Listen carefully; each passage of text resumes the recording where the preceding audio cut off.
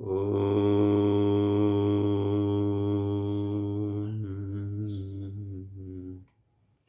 भूर्भुवः स्वः तत्सवितुर्वरेण्यं भर्गो देवस्य धीमहि धियो यो नः प्रचोदयात्। ॐ यो भूतं च भव्यं च सर्वं यश्चाधितिष्ठति स्वर्यस्य च केवलं तस्मै ज्येष्ठाय ब्रह्मणे नमः। तस्मै ज्येष्ठाय ब्रह्मणे नमः। सर्वोपनिषदो गावो दोग्धा गोपालनन्दन पार्थो वत्सः सुधीर्भोक्ता दुग्धं गीतामृतं महत्। दुग्धं गीतामृतं महत्। दुग्धं गीतामृतं महत्। सदा सदा के साथी मेरे तेरी जय जयकार करूं, हर पल सिमरूं नाम तेरा ही भवसागर से पार तरूं। ओम शांति शांति शांति।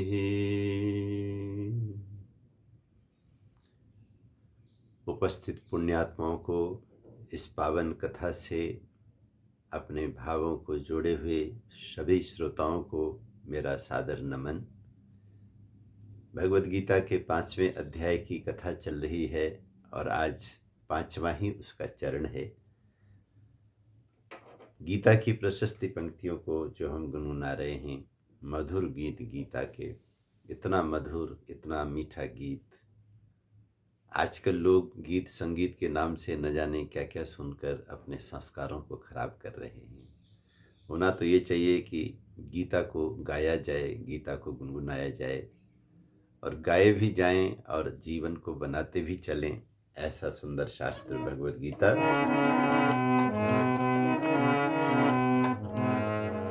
मधुर गीत गीता के गाए चला जा, गाए चला जा, जन्म मृत्यु बंधन मिटाए चला जा, जन्म मृत्यु बंधन मिटाए चला जा। करो कर्म कर दो हरि के हवाले। ऐसे सुंदर कर्म करो कि जिन्हें प्रभु के अर्पण किए जा सकें। ऐसे कर्म मत करो कि जो भगवान के अर्पण के लायक न रहें।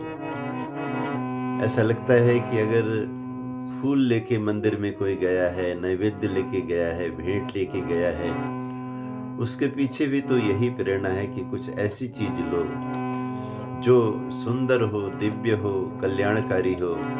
और सबसे बढ़िया जो भेंट है भगवान को, वो हमारे श्रेष्ठ कर्म है। श्रेष्ठ तमाय कर्मणि। करो कर्म कर दो हरि के हवाले। करो कर्म कर दो हरि के हवाले। पिए जाओ प्रभु प्रेम अमृत के प्याले। पिए जाओ प्रभु प्रेम अमृत के प्याले। ब्रह्मनिष्ठ आनंद ब्रह्मनिष्ठ मीठ आनंद पाई चला जा, पाई चला जा, जन्म मृत्यु बंधन मिटाई चला जा। मधुर गीत गीता के गाई चला जा, गाई चला जा, जन्म मृत्यु बंधन मिटाई चला जा, मिटाई चला जा। बोलिए नंदनंदन योगेश्वर श्री कृष्ण भगवान की जय। आज का पाठ चल रहा है भगवद गीता के 4th अध्याय के 25वें श्लोक से, दैवम में वापरे यज्ञम। तरह तरह का यज्ञानुष्ठान हे अर्जुन ज्ञानी लोग करते हैं, पुण्यात्मा लोग करते हैं, तुम उस विद्या को सीखो। दैवमेवापरे यज्ञं योगिनः पर्युपासते, योगिनः पर्युपासते। ब्रह्माग्नौ अपरे यज्ञं यज्ञेनैवोपजुह्वति,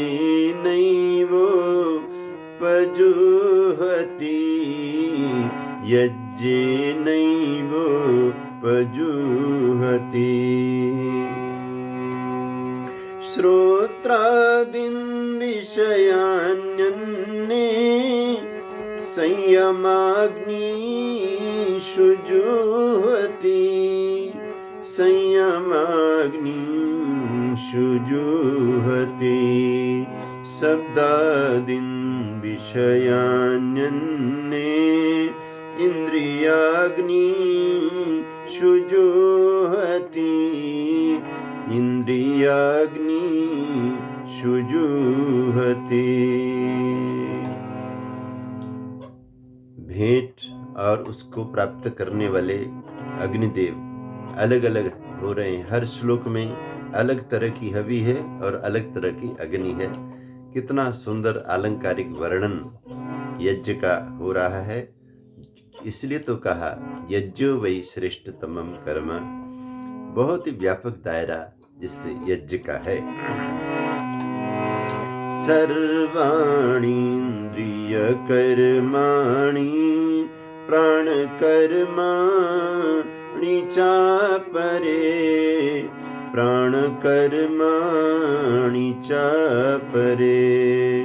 आत्मसंयम योगाग्नौ जुह्वति, ज्ञानदीपिते जुह्वति, ज्ञानदीपिते। सभी इंद्रियों के कर्मों को भी हवि बनाने की एक विधा इस श्लोक में दी गई, और उस हवि को कहाँ चढ़ाना है उस अग्नि का भी परिचय यहाँ दिया गया।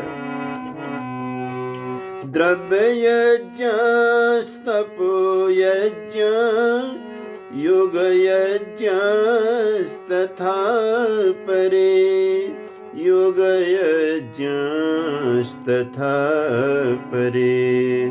स्वाध्याय ज्ञानयज्ञश्च यतयः संशितव्रता,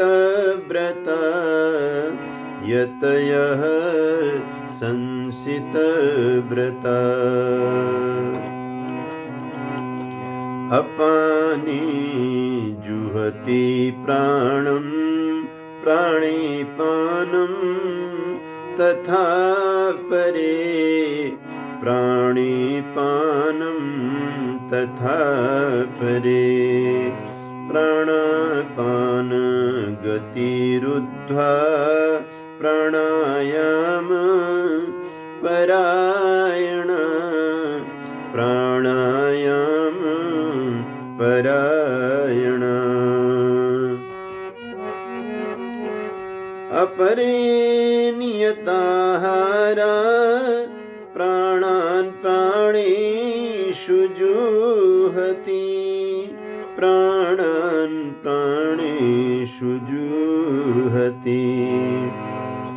सर्वे पेते यज्ञविदो यज्ञक्षपितकल्मषः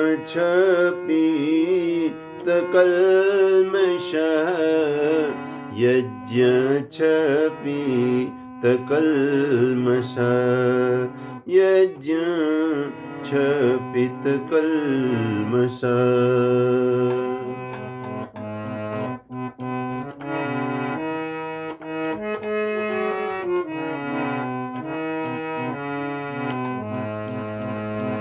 जय जय आनंदमय प्रभु बोल, जय जय आनंदमय हरि बोल।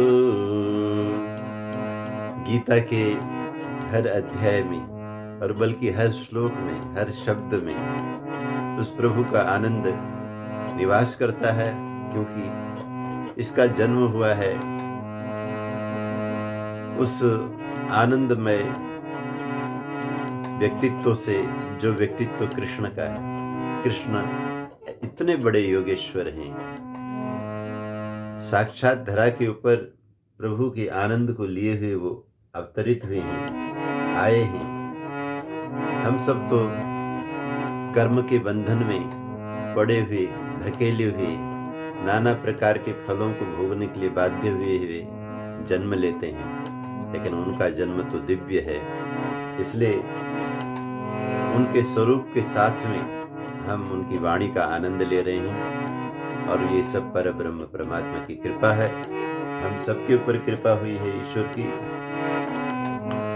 जय जय आनंदमय हरि बोल, जय जय आनंदमय प्रभु बोल, जय जय आनंदमय हरि बोल, जय जय आनंदमय प्रभु बोल।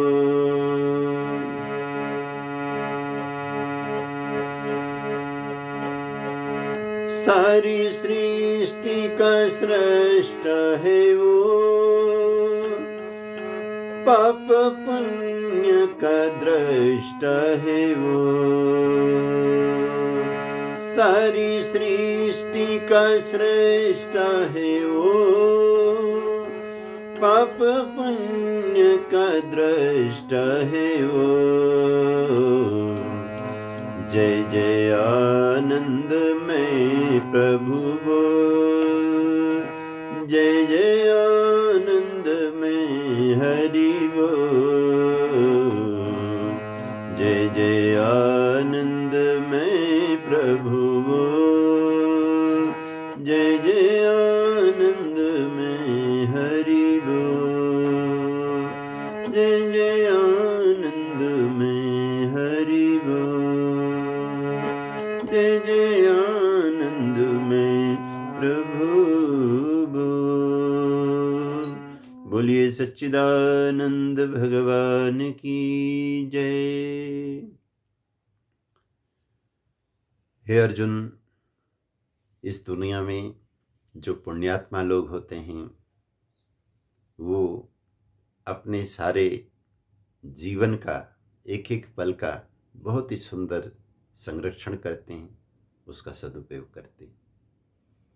हम देखते हैं कि दुनिया में कुछ लोग होते हैं जो बिना सोचे समझे अपनी संपत्ति का प्रयोग करते हैं, और लेकिन कुछ लोग ऐसे भी तो हमने देखे हैं कि जो बहुत सोच समझ करके संपत्ति का प्रयोग करते हैं।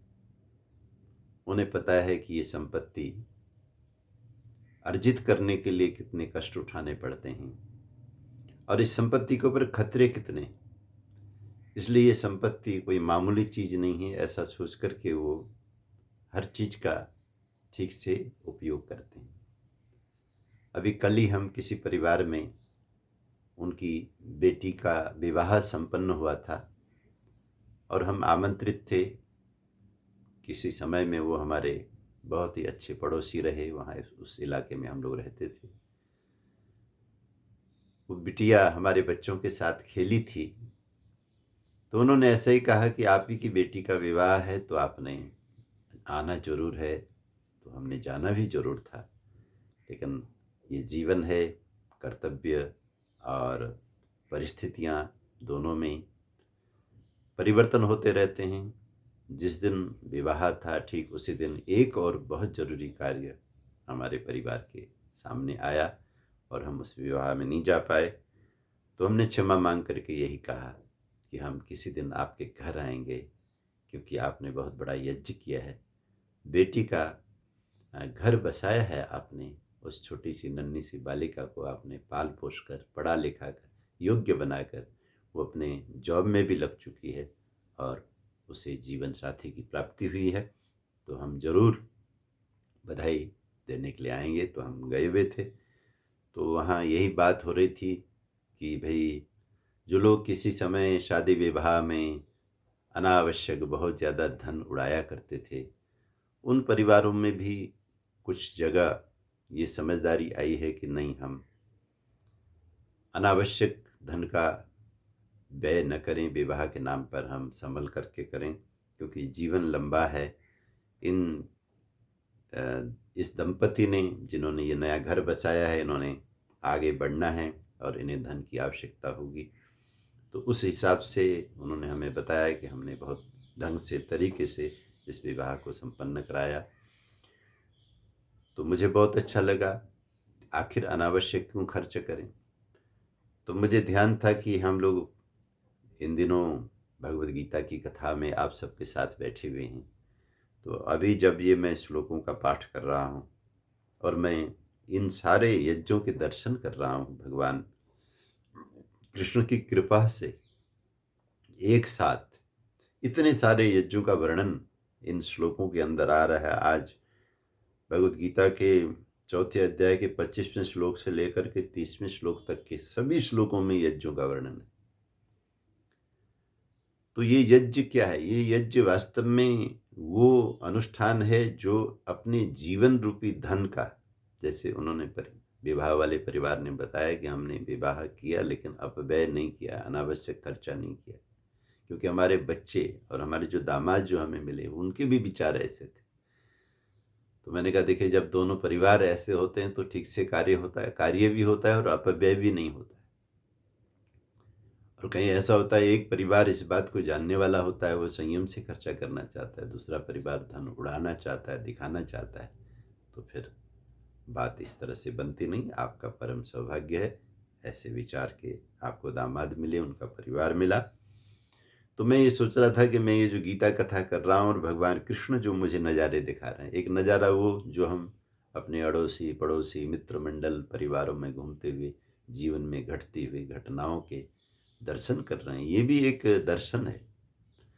जो कुछ भी आपके अगल बगल में हो रहा है, आपके जीवन में हो रहा है, उसको यूं ही मत छोड़ा कीजिए, क्योंकि वो भी एक विद्या है और वो भी एक काव्य है भगवान का।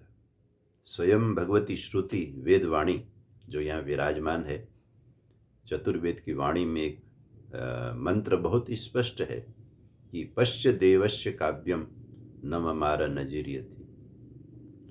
परमात्मा के काव्य दो तरह के हैं। एक वो काव्य है जो श्रव्य काव्य है, जो ये 4 वेदों की वाणी के रूप में इस धरा पर विद्यमान है, और महर्षि देव दयानंद जी ने इस वाणी के उद्धार के लिए जो बहुत बड़ा बीड़ा उठाया, उनको हम इस गीता प्रवचन में बैठ करके वंदन करते हैं, नमन करते हैं। उन्होंने हम पर कृपा की।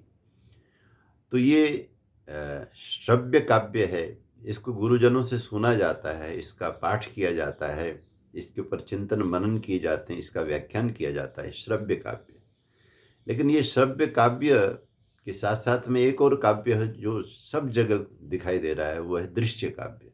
ये संसार, ये जो कुछ भी आपको देखने को अनुभव करने को मिल रहा है, ये जो दृश्य काव्य है, तो यहाँ भी बड़ा कुछ सीखने को मिलता है।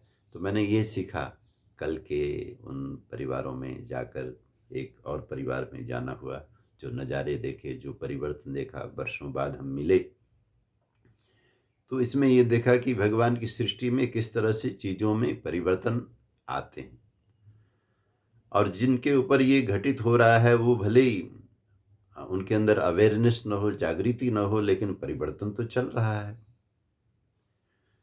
तो इस परिवर्तनमय संसार में ये जो हमारा मानव जीवन है, ये बड़ा ही मूल्यवान जीवन है। इस जीवन का एक-एक पल ऐसे ही यज्ञों में लगाने का है, जिनका वर्णन यहाँ गीता में आ रहा है। एक-एक पल, अगर आपको ये वाला यज्ञ बोर कर रहा है तो दूसरे यज्ञ में लग जाओ, वो अगर उसमें करते-करते थक गए तो तीसरे यज्ञ में लग जाओ, लेकिन यज्ञ से बाहर मत जाओ। यज्ञमय जीवन बिताओ। तो यहाँ पे कहा कि मेरे प्यारे अर्जुन, जो जीवन का कल्याण करना चाहते हैं, वो ज्ञान, कर्म, संन्यास योग, जो ये हमारा प्रसंग चल रहा है, इसका योग बनाते हैं। ज्ञान को भी लेते हैं, कर्म को भी लेते हैं, संन्यास को भी लेते हैं, और उसका ठीक किस तरह से प्रयोग करना है इस मानव जीवन को सार्थक बनाने के लिए, इसके लिए करते हैं। मैं कभी कभी सोचता हूँ, हमारे योगेश्वर भगवान श्री कृष्ण इतने बड़े गुरु हैं, इतने बड़े गुरु हैं कि ये कहाँ नहीं प्रकट होते हैं। हमारे सभी वैदिक भाई बहनों को, जो लोग यज्ञ करते हैं, और यज्ञ से पहले आपको आचार्यगण आचमन कराते हैं, आप जब यज्ञ आचमन करते हैं तो उसमें कौन सा मंत्र हम बोलते हैं? ओम। जब हम अंगस आचमन करते हुए अमृतोपस्तरणमसि स्वाहा, अमृता पिधानमसि स्वाहा, ओम सत्यम यश श्रीर्मयी श्रेयताम स्वाहा। ये यज्ञ भगवान से हम ये मांगते हैं कि ये हे प्रभु, हम यजन करने जा रहे हैं, पूजन करने जा रहे हैं, जिससे कि 3 तरह की दिव्यताएं हमारे अंदर आश्रय प्राप्त करें। हमारे अंदर सत्य आकर के विराजमान हो जाए, हमारे अंदर यश आकर के विराजमान हो जाए, और हमारे अंदर श्री आकर के विराजमान हो जाए। हम तो अभी सीख रहे हैं, कर रहे हैं, थोड़ा बहुत करेंगे, न जाने अंत समय तक कितना हो पाएगा, कितना सत्य आएगा या नहीं आएगा, कितना यश आएगा या नहीं आएगा, कितने श्री को हम पाएंगे नहीं पाएंगे। लेकिन हमारे ठाकुर, हमारे योगेश्वर भगवान श्री कृष्ण तो ये तीनों विभूतियों को लेकर के आए हुए हैं। उनके अंदर सत्य समाहित है। वो हमेशा सत्य के लिए बड़े बड़े क्रांतिकारी कदम उठाते हैं। अद्भुत घटनाएं उनके द्वारा पृथ्वी में तत्काल के समय में घटित होती रहीं। पृथ्वी के बड़े बड़े राजे महाराजे अपने बड़े बड़े अभियानों को, युद्धों को करते समय देखते थे कि इन दिनों कृष्ण किधर हैं, कहीं ऐसा न हो कि कृष्ण बीच में आकर के हमारे विरोधी के पक्ष में हो जाएं तो पासा पलट जाए। वो सत्य के लिए बहुत बड़े बड़े पराक्रम योगेश्वर श्री कृष्ण करते थे। यश, श्री कृष्ण यश के मानव अवतार थे, सत्य के मानव अवतार थे। उनके भीतर ऐसा था कि जिस किसी भी काम में वो हाथ डालते थे, उसे सफल करके उसकी कीर्ति से चारों दिशाएं गूंजती थी कि वाह, ये वासुदेव योगेश्वर भगवान श्री कृष्ण का चमत्कार है जो ऐसा काम हुआ है। यश और श्री, श्री आप देखिए, श्री कृष्ण जिधर जाते थे, यहाँ पर जिस इंद्रप्रस्थ में ये मैं प्रवचन कर रहा हूँ, और हमारी सभा जो हनुमान रोड से सेवा दे रही है, इन सब कथाओं के प्रवचनों की सेवा दे रही है, ये दिल्ली, ये इंद्रप्रस्थ है इसका नाम। इसको बसाने में श्री कृष्ण जी का हाथ है। खांडव वन को किस तरह से पांडवों के द्वारा शुद्ध करवा करके इस नगरी को यहाँ पे बसाया गया। और फिर द्वारका नगरी, जो द्वारका नगरी की संरचना है, तो आप देखिए कि कृष्ण जी में श्री का वास है। जिधर भी वो हाथ डालते हैं वहाँ ऐश्वर्य आ जाता है, वहाँ धन दौलत की वर्षा होती है, वहाँ साधन आते हैं और उन साधनों का उत्तम प्रयोग उनके द्वारा होता है। तो श्री कृष्ण बहुत बड़ी चेतना है। आप ऐसा मान कर के गीता कभी मत पढ़िए कि हमारे आपके जैसे मामूली इंसान वो थे। और जो लोग इस तरह की चेष्टा करते हैं वो अपना नुकसान करते हैं और अपनी संस्कृति का भी नुकसान करते हैं। सब लोग एक जैसे नहीं होते। एक मैं छोटा सा उदाहरण मैं आपको देना चाहता हूँ। अभी मैं पटियाला, जो पंजाब का एक बड़ा ही माना हुआ ऐतिहासिक शहर है, उस शहर में आर्य समाज मंदिर में कथा पर था। तो मैंने देखा कि मैं इधर मंच में बैठ कर के कथा कर रहा हूँ, और कभी कभी मेरी दृष्टि जब मुख्य द्वार की तरफ जाती थी तो वहाँ एक बहुत लंबा नौजवान झूमता हुआ बड़ी मस्तियों में तरह तरह के फिल्मी गीतों को गुनगुना रहा है, और कुछ आते जाते लोग खड़े हुए उसको देख रहे हैं। तो मैंने कार्यक्रम समाप्त होने के बाद में वहाँ के अधिकारियों से पूछा, वहाँ के पंडित जी से पूछा कि ये कौन इतना अच्छा सुंदर लंबा सुडौल नौजवान है और ये दरवाजे में ये क्या हरकत करता है। कहने लगे आचार्य जी ये अमिताभ बच्चन का बहुत बड़ा दीवाना है।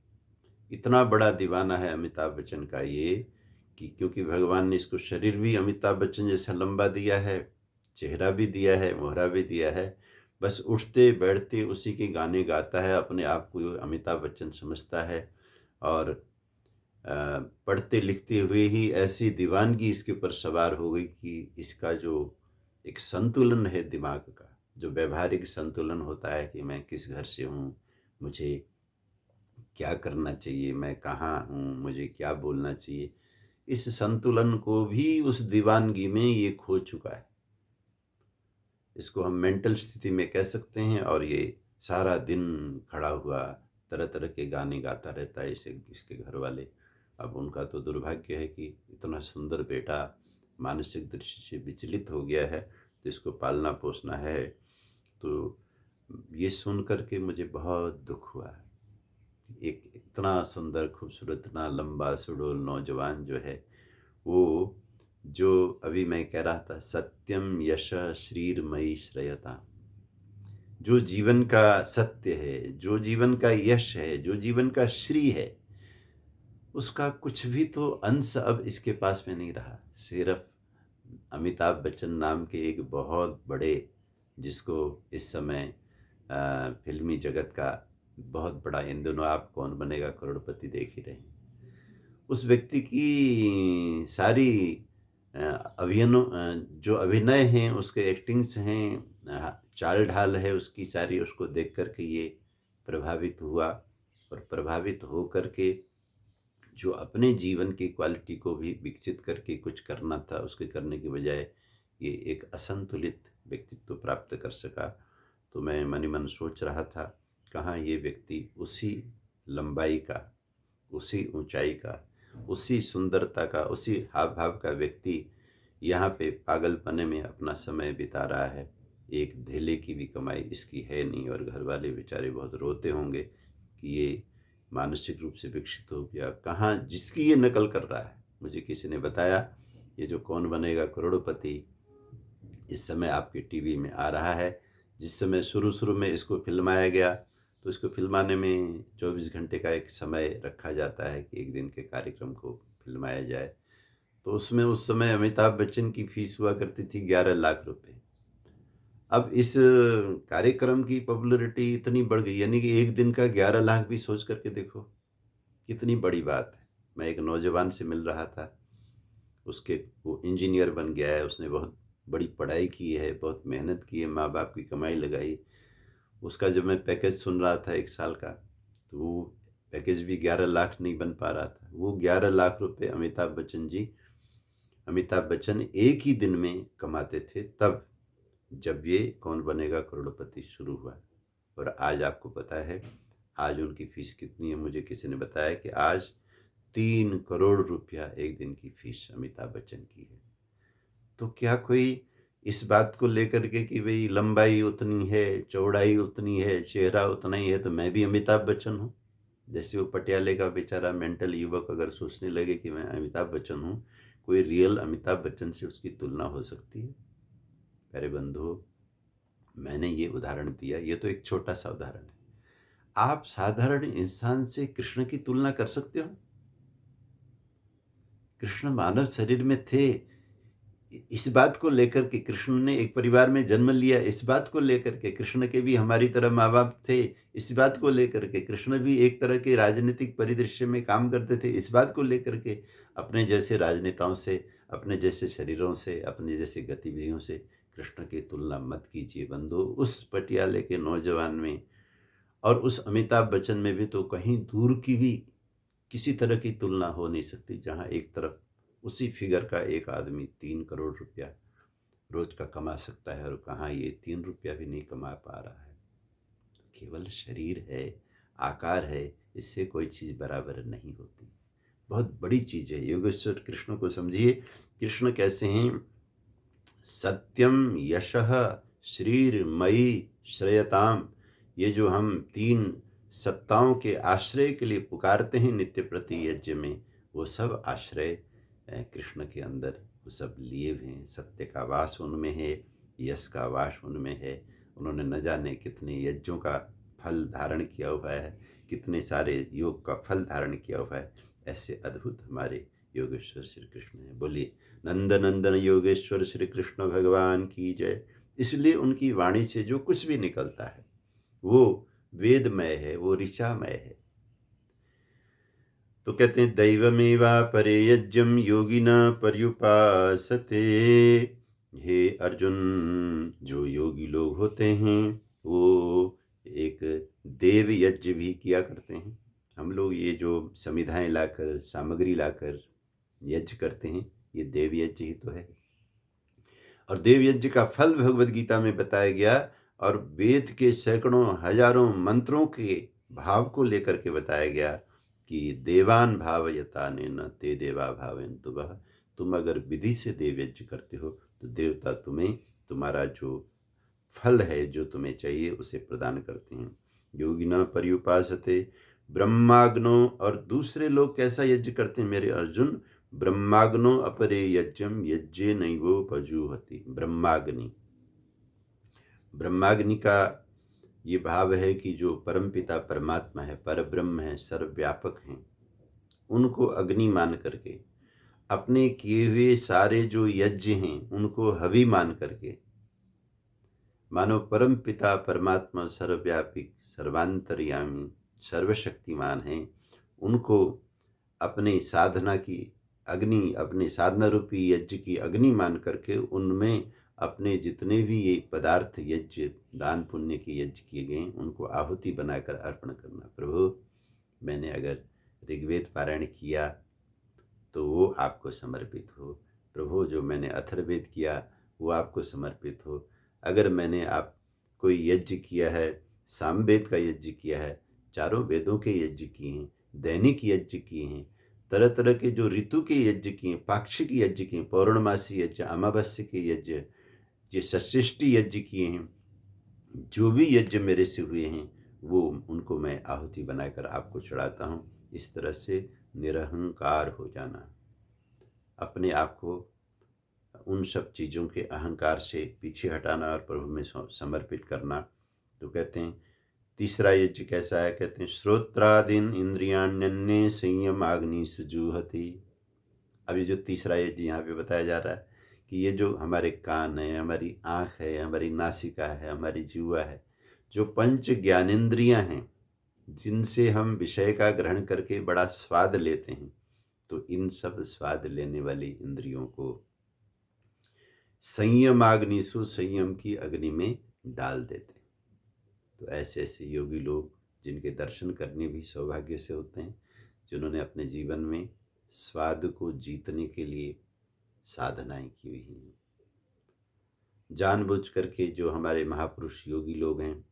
वैसे तो भगवद गीता के अंदर जितने यज्ञों का यहाँ विशाल वर्णन हो रहा है, उस हिसाब से तो पृथ्वी में बहुत सारे योगी लोग हमको मिलने चाहिए, लेकिन आज ऐसा है नहीं। आज साधक कम, साधु कम, स्वादु ज़्यादा हो गए। अगर साधु स्वाद पर विजय प्राप्त करने की साधना करेगा तो हमें उस युग की तरह, जैसे द्वापर युग में, त्रेता युग में, अन्य युगों में तपस्वी लोगों के दर्शन होते थे, आज ही हो सकता है, लेकिन उसके लिए तो तपना पड़ता है। श्रोत्रादीन विषयान अन्य, जो सुनने का चस्का है, उससे बचने के लिए वो क्या करते हैं? एकांत में चले जाते हैं, ताकि किसी की कोई आवाज़ मुझे सुनाई न दे और मैं केवल भगवत भजन में, अस्तित्व में अपने श्रोत्रेंद्रियों को लगाऊं। तो इस तरह कान को जो संयम की अग्नि में, नहीं मुझे किसी की कोई बात नहीं सुननी है, मैं तो अपनी साधना में रहूँगा। इसी तरह मुझे कोई नज़ारे नहीं देखने हैं, लोग आ रहे हैं जा रहे हैं, हम लोग इन इंद्रियों के ऐसे गुलाम होते हैं कि हमें पता भी नहीं चलता कि हम इन इंद्रियों की इच्छाओं की पूर्ति में ही अपना सारा दिन व्यतीत करते हैं। लेकिन मेरे प्यारे अर्जुन, जो योगी होते हैं वो लोग तो इनकी साधना में लगते हैं, वो अपने श्रोत्र आदि इंद्रियों को, श्रोत्र, कान, आँखों को भी गलत नज़ारों से बचाने के लिए किसी ऐसी जगह में वो चले जाते हैं या उनको बंद कर लेते हैं। जिह्वा को गलत खान पान से बचाने के लिए वो अपने भोजन का निर्धारण करते हैं कि मैंने ये चीज़ खानी है, ये नहीं खानी है। और इसी तरह से गंध के लिए भी वो उन चीज़ों को नहीं सूंघते हैं जिनकी वजह से विषय वासना की वृद्धि होती है। हमारे यहाँ गुरुकुल में पढ़ने वाले ब्रह्मचारियों के लिए जो इस तरह के परफ्यूम आदि के साधन हैं, वो निषिद्ध इसलिए किए गए थे कि कहीं उनकी वजह से तुम्हारी इंद्रियां भड़क न जाएं और तुम वासना की तरफ खींचे न चले जाओ। तो कहते हैं योगी लोग भी इन सब चीज़ों को आहुति बनाकर संयम रूपी अग्नि जलाकर उस संयम में उनको चढ़ा देते हैं। शब्दादीन विषयान्य इंद्रियाग्निषु जुहति। और जो शब्द आदि विषय हैं, जो ये तो हो गई इंद्रियां, इंद्रियों को तो डाला संयम में। अब जो ये इंद्रियां के जो विषय हैं, शब्द, स्पर्श, रूप, रस, गंध, 5 विषय जो हैं, इन विषयों को भी उठा करके वो जो योगी होता है वो एक चौथे तरह का यज्ञ कैसा करता है कि वो इंद्रियों की अग्नि में उनको डाल देता है। कोई भी शब्द सुनाई दिया और ये उसने सोचा कि ये मेरी आहुति है, और इसका जो इंद्रिय है वो कर्णेंद्रिय है, मानो उसमें डाल के उसको भस्मीभूत कर दिया, उसको अपने अंदर संस्कार नहीं बनने दिया।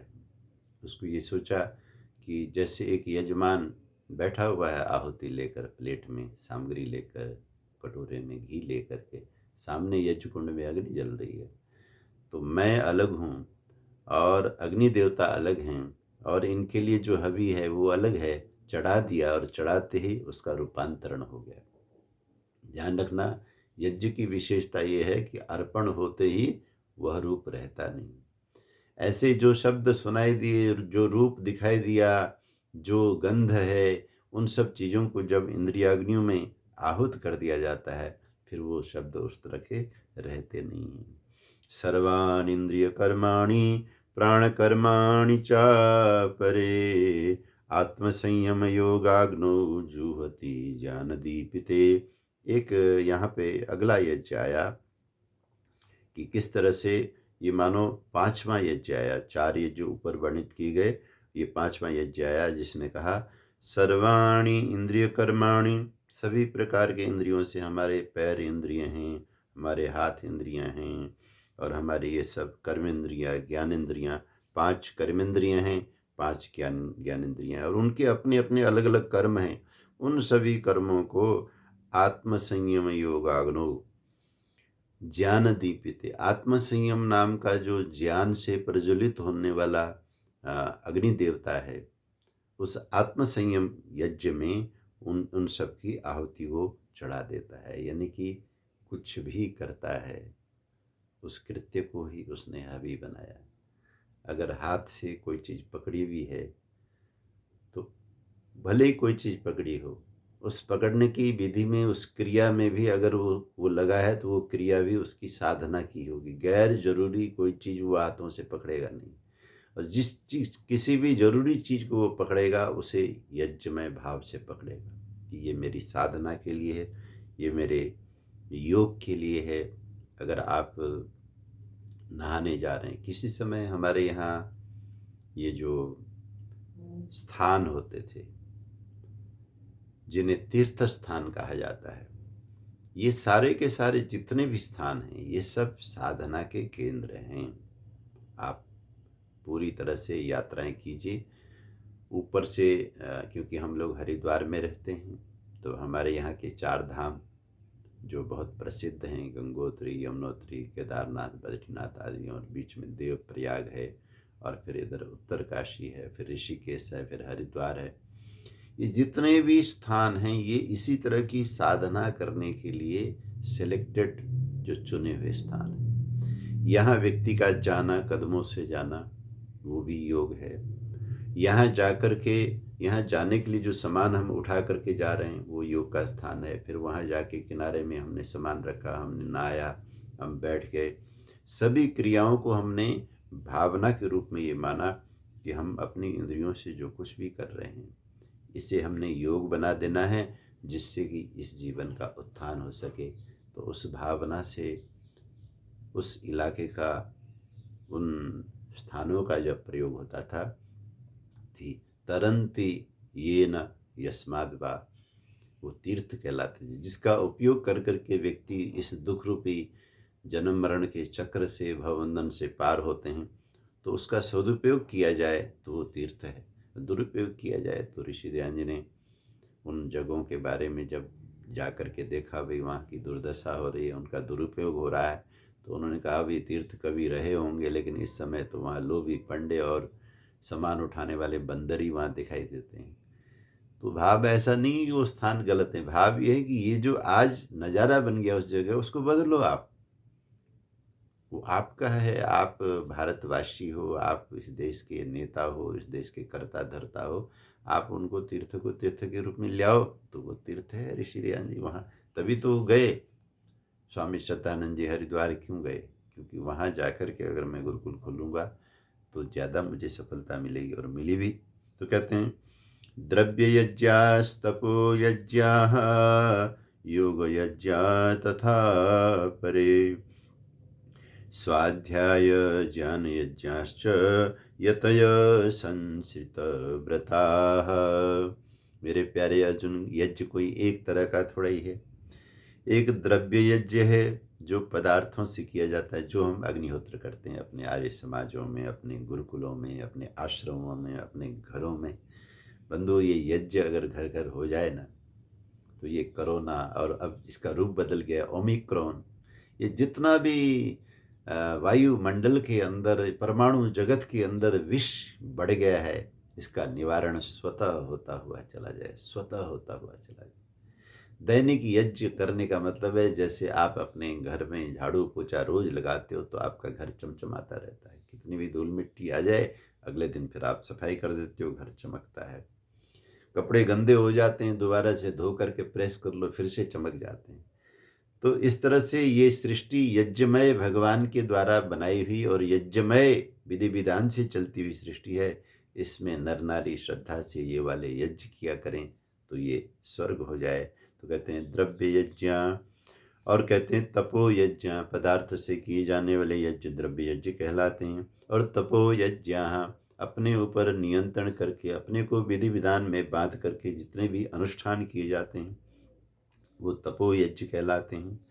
योग यज्ञास्तथा परे, और योग यज्ञ में मन लगाया जाता है, जैसे अपनी वृत्तियों को रोकने के लिए। और कहते हैं स्वाध्याय, और अगला यज्ञ कौन सा बताया? एक द्रव्य यज्ञ बताया, दूसरा तप यज्ञ बताया, तीसरा योग यज्ञ बताया, और चौथा स्वाध्याय, स्वाध्याय यज्ञ बताया।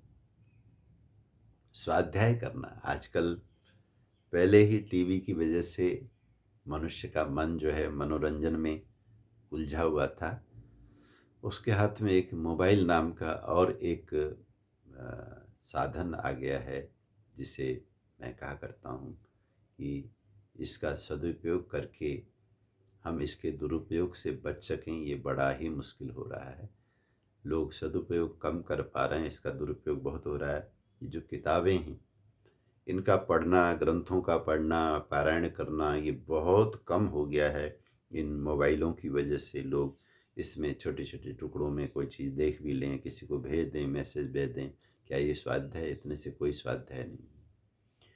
स्वाध्याय अगर आपने करना है तो विधिवत किसी ग्रंथ का चयन करके कि इन दिनों मेरा ये ऋग्वेद भाष्य चल रहा है, यजुर्वेद भाष्य चल रहा है, दर्शन शास्त्र चल रहा है, गीता का पारायण चल रहा है, महाभारत का पाठ हो रहा है, रामायण का पाठ हो रहा है, उपनिषदें मैं पढ़ रहा हूँ, तो इन क्रमों को करने के लिए आप अपने मोबाइल से मदद तो ले सकते हैं। उसमें भी इस तरह के ऐप हैं कि ये ग्रंथों के पन्ने निकाले जा सकते हैं, लेकिन नहीं, ग्रंथ, आपका ग्रंथ ही आदर्श होना चाहिए और ग्रंथ पाठ करना चाहिए। तो कहते हैं स्वाध्याय, स्वाध्याय यज्ञ है और ज्ञान यज्ञ है। और जब आपने सारा स्वाध्याय का यज्ञ संपन्न किया, उसके बाद बैठ करके जब आप निधिध्यासन करते हैं, मनन चिंतन करते हैं, तो वो ज्ञान यज्ञ हो जाता है। इस एक अकेले श्लोक में 5 तरह के यज्ञ का वर्णन आया। कहते हैं यतयः संशित व्रताः, जो यति लोग होते हैं, जो वास्तव में संन्यास जिसको बोला गया, इन सब चीज़ों को करने से व्यक्ति यति बनता है, क्योंकि इनको करने में ताकत लगती है, इनको करने में श्रम लगता है, तो इनको करने में यत्न करना पड़ता है। जो यत्न करे, जो श्रम करे, उसी को तो यति बोलते हैं। न कि आप जा करके किसी से आप लाल कपड़े ले लें और जो है भंडारा खाने बैठ जाएं, दूसरों की दान दक्षिणा में नज़र मारें कि कौन मेरे पैर छू रहा है, नहीं छू रहा है, किसने मेरा मंच में नाम लिया, नहीं लिया, इसी की भूख को लिए हुए घूमें, वो कोई सन्यास नहीं। तो बहुत ही प्रैक्टिकल, बहुत ही वैज्ञानिक, बहुत ही सार्थक ज्ञान भगवान कृष्ण बरसा रहे हैं इस ज्ञान कर्म संन्यास योग में। कहते हैं संचित व्रता यतयः, जो भी व्रत से बंधे हुए, कुछ भी टूट जाए उनको मंजूर है, लेकिन जो अपना व्रत नहीं टूटने देते, ऐसे को संचित व्रत कहते हैं। तो ऐसे योगी लोग जो है इन 5 तरह के यज्ञ को करते रहते हैं। और अभी हमने कहा कि देखिए, सौभाग्य और दुर्भाग्य हमारे जीवन के साथ लगा हुआ है। ये जो जहाँ से मैंने आज का प्रवचन आरंभ किया कि भाई ये जीवन धन, यूं न लुटा तू जीवन धन, कुछ भजनों में कहा गया कि ऐ मेरे मन, तो इस जीवन धन को संभाल।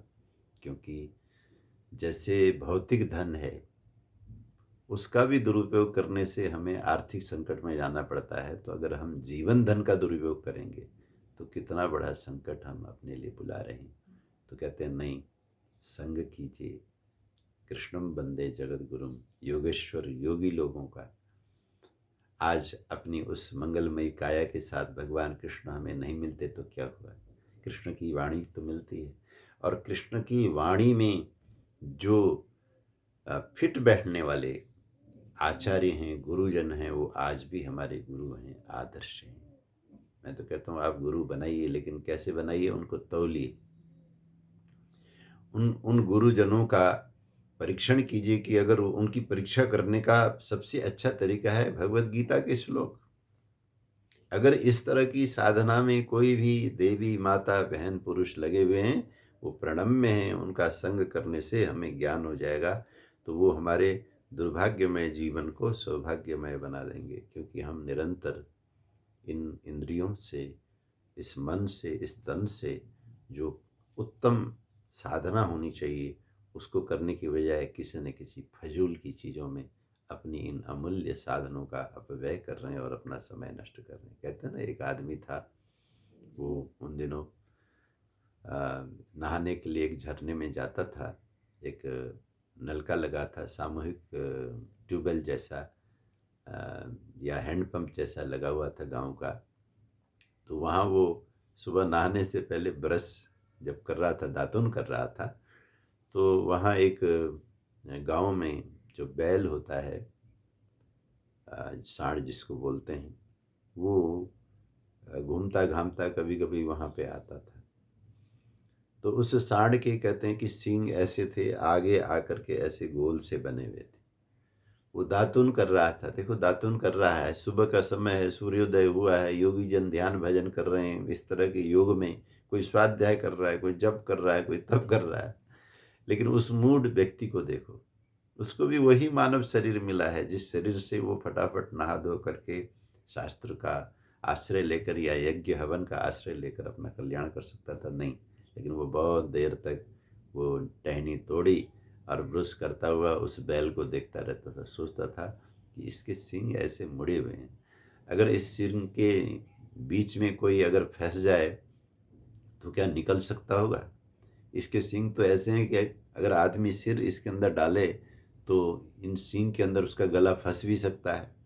ऐसा विचित्र विचार, जैसे मैंने पटियाले के नवयुवक की बात बताई कि केवल शरीर है तो वो मान, और अमिताभ बच्चन के गाने गा करके सोचता है कि मैं भी अमिताभ बच्चन हूँ, लेकिन वो है थोड़ा ही है।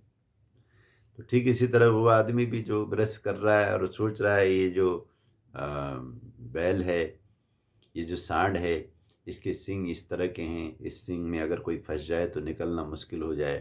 तो एक दिन वो सोचने लगा। अगर आपने अपनी इंद्रियों को, अपने मन को, अपने चिंतन को किसी घटिया चीज़ में लगाया तो फिर उसकी स्पीड उधर ही हो जाएगी। लेकिन सोचने लगा कि क्यों ना मैं इसके सींग के बीच में अपने सर को डाल के देख लूँ, जो मैं सोच रहा हूँ इतने दिनों से वो ठीक भी है या नहीं। बैल शांत खड़ा तो है ही है, थोड़ा-सा डाल के देखता हूँ। उस मूढ़ व्यक्ति ने दातून करने के बाद जा कर के अपना सिर उस सींग के बीच में जैसे ही डाला तो बैल घबरा गया। बैल ने उस आदमी को ऐसे उठाया जैसे ढक्कन के साथ कोई डब्बा उठाया जाता है। अब उसका गला सींगों के बीच में फंस गया। बैल भी घबरा रहा है, फुंकारता हुआ पूरे गांव में घूम रहा है। सारा गांव इकट्ठा हो गया, वो रो रहा है, चिल्ला रहा है, मुझे बचाओ बचाओ बचाओ बचाओ बचाओ।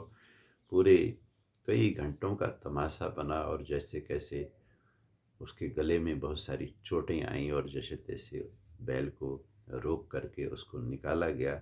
और पूरे गांव ने उस आदमी से एक चीज़ पूछी, भैया मेरे, ये जो बैल है, ये जो सांड है, ये तो कभी इस तरह की कोई हिंसात्मक गतिविधि करता नहीं था, तो तुम्हें इसने कैसे अपने सींग पर उठा लिया?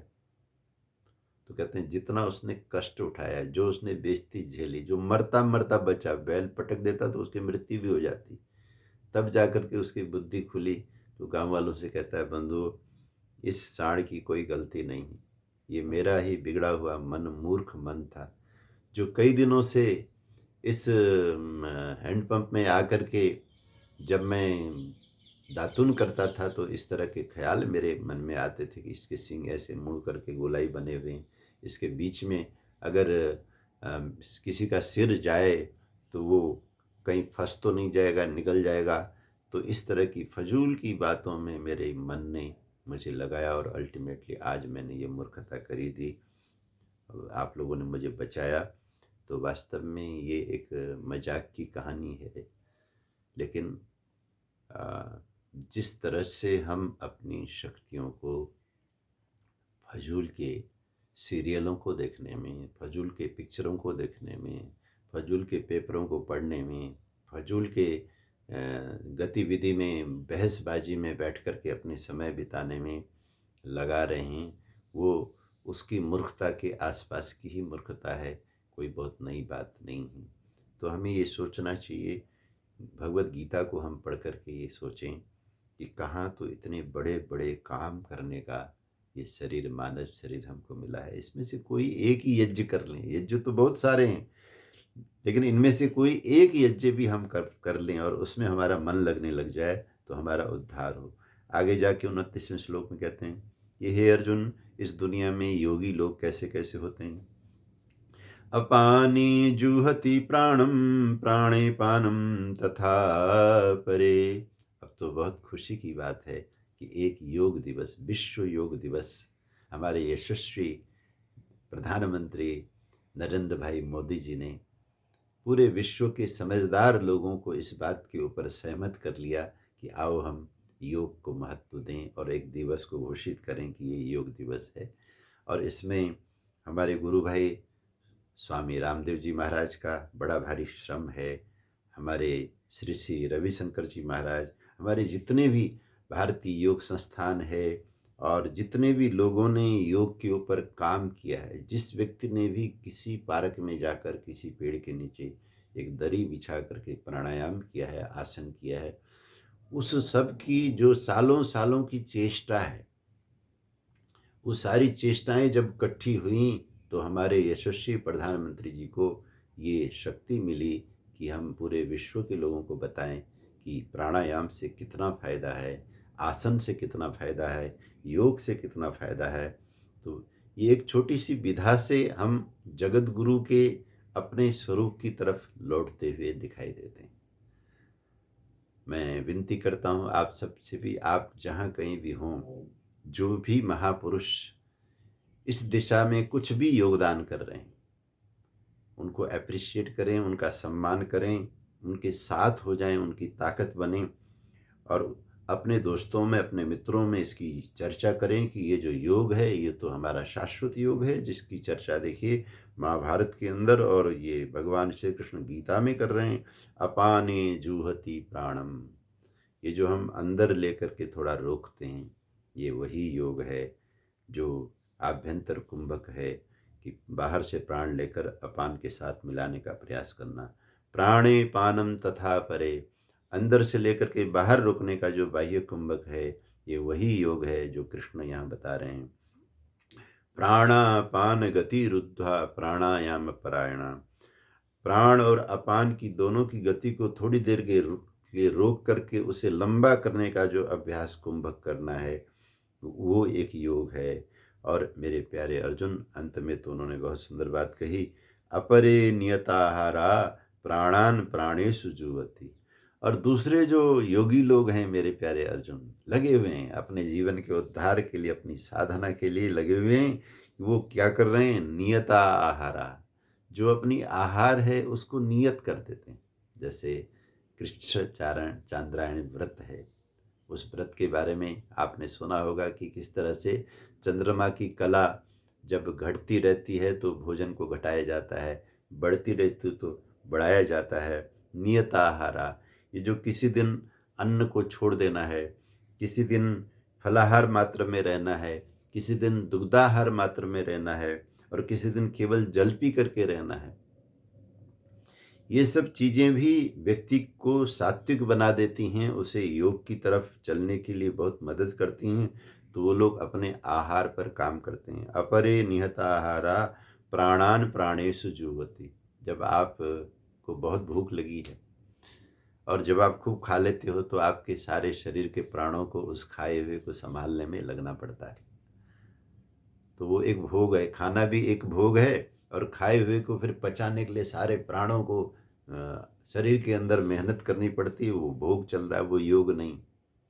लेकिन जब आप ऐसा करेंगे, भूख लगी है, मान लो आपको 4 रोटी की भूख है, आप 2 खा लीजिए, तो जो 4 रोटी पचाने की शक्ति है, तो आपके प्राण, आधे प्राण तो, प्राण की आधी शक्ति तो 2 रोटी पचाने में जाएगी, लेकिन जो आधी शक्ति बचेगी, 2 और रोटी पचाने वाली शक्ति, वो प्राणों का अभिवर्धन करेगी। प्राणान प्राणेषु जुह्वति, जो बाहर से प्राण हैं उनको ग्रहण करके शरीर को ज़्यादा प्राणमय बना देगी।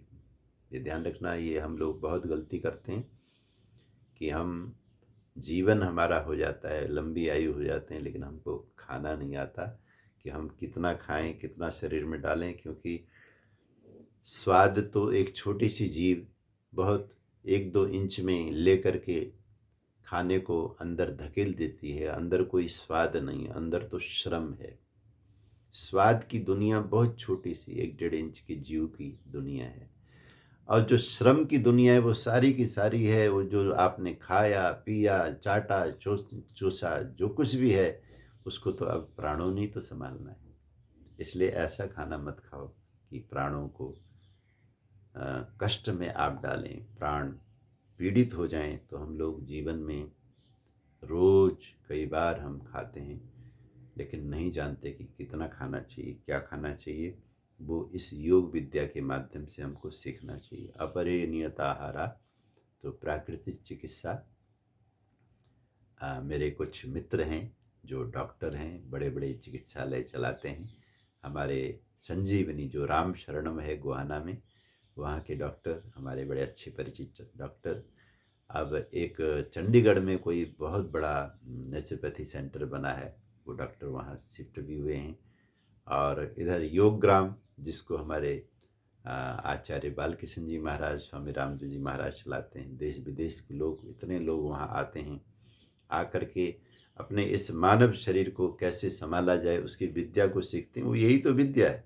अपरे नियताहारः, फिर वो आपके डाइट का चार्ट बना दिया जाता है कि आपने सुबह क्या लेना है, यही लेना है, इसके अलावा कुछ नहीं लेना, इतना ही लेना है, इससे ज़्यादा कुछ नहीं लेना।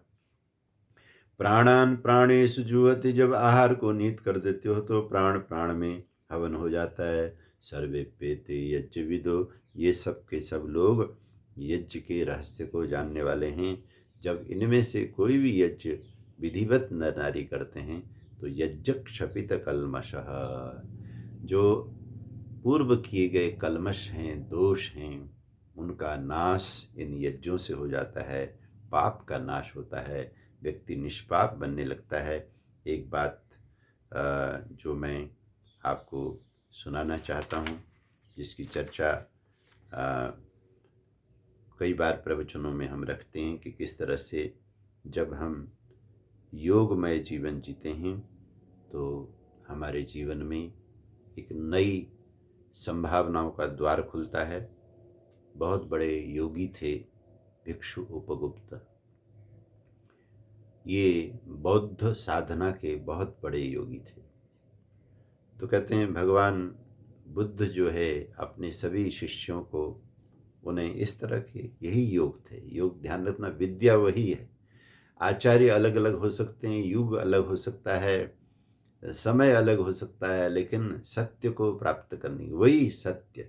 सत्यम यशः श्रीर्मयि श्रयताम, ये वही है।